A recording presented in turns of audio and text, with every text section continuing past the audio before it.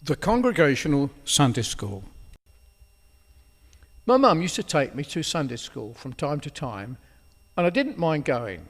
One day, about 1958, on the way home from school from the normal school, I walked past the Congregational church building, rather a modern building, and the vicar lived in a gypsy-style caravan in the church grounds.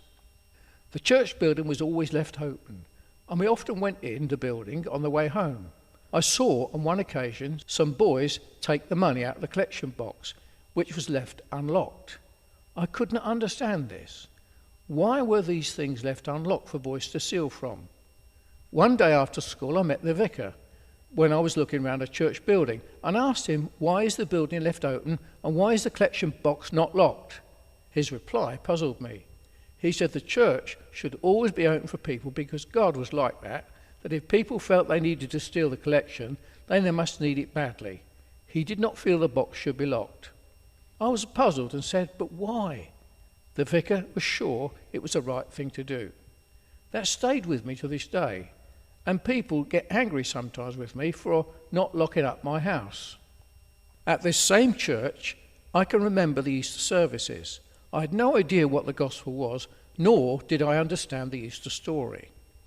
I remember sitting in the pew during the Easter service, listening to how they crucified Jesus, wondering why did Jesus not come down from the cross?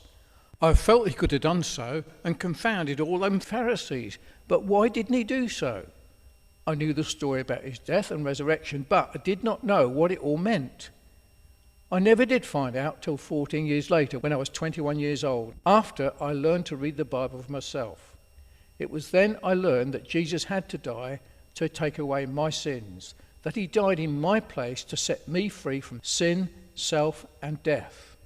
It was about this time, 1959, that my mum encouraged me to play the piano.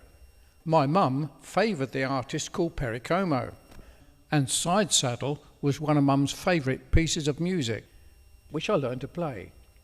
I had music lessons with a Miss Mary Lee, a music teacher in Garston, and eventually I graduated with a Merit 1 primary RSA in pianoforte.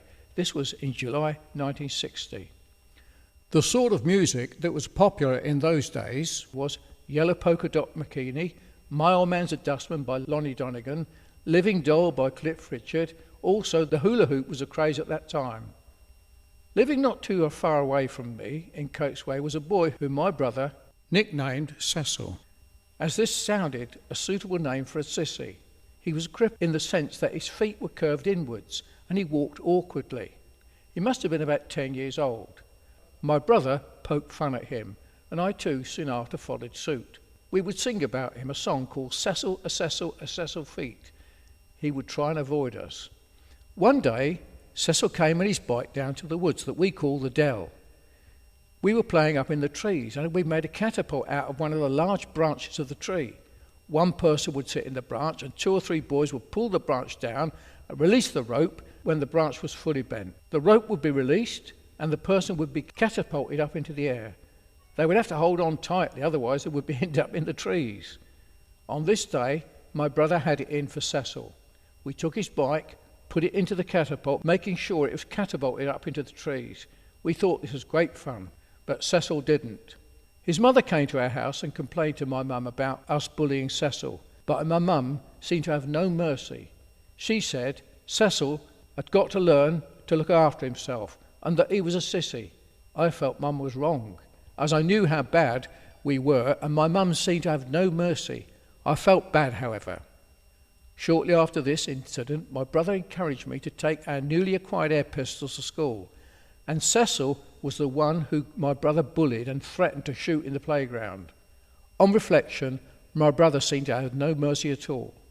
Michael must have been in the final year at school, and I was in the first year of Lee Farm Junior School. It wasn't long after before my air pistol was found and confiscated at school. After the assembly, one of the boys had taken it out of my desk and was running around the classroom with it when the teacher walked in. I was in trouble again with the headmaster, and this would have been another time I got the cane for bringing a dangerous weapon to school. During this time, one day, I was not well and stayed at home whilst my mum went to work. It was cold and all the heating had to be done by a 1-bar electric fire. At this time, I was sitting in a chair in our lounge trying to read, but drifted off to sleep. My arm fell down onto the fire element and I was electrocuted. I was unconscious, and when I came to, my hand was burned so much and was in real pain. All I could do was remember what to do. I ran my hand under the cold tap, then wrapped it in a hand towel. I was about 8 or 9 years old. I decided to catch the bus and go to my mum, who was working at the Watford Peace Memorial Hospital. When I arrived, she wondered just what I was doing at her work, and when I showed her my hand, she realised I needed help. All my fingers were burnt severely, and I needed treatment. In fact, it was serious, because I could have been killed by the electric shock, as I was knocked unconscious and could have been stuck to the electric element powered by 240 volts AC. Michael and I must have been about 7 or 10 years old, and Mum and Dad had renovated an old Ford convertible car whose number plate was BBU. Mum had bought the car whilst we were living in Oldham, and Dad was working in Watford. Dad had moved to Watford to get a job and was living with his mum, our grandma, at Ash Tree Road in Garston, Watford. Mum and Dad were able to buy a house in 149 Coatesway, Garston, and it was my mum who decided to buy the car and to get Michael and I down from Oldham to Watford. It was this car that I often fell out when the brakes were put on. It caused me to move forward, to push open the door lock, and the door opened the opposite way round, and I would end up in the road outside the car. Dad eventually was able to put a safety catch on the handle to stop this happening. Dad had rebuilt the engine, painted it black and green. Mum had made the new convertible top using her sewing skills. It was like Noddy's car. It was really good. In this car, we went to Brixton for a holiday. And it was there Mum and Dad bought Michael and I a fishing rod each. I had a wooden cane one, and Michael had a metal one. I remember I was always jealous of what he had, and I always thought his things were better than mine. Keen to try out the rods out near the sea, Michael rushed to the harbour waterside just round the corner and soon came back crying. He said a man had taken his rod and thrown it into the sea, or part of it. Dad rushed round but couldn't see anyone. We looked for the man on his bike, but no one was there to be seen.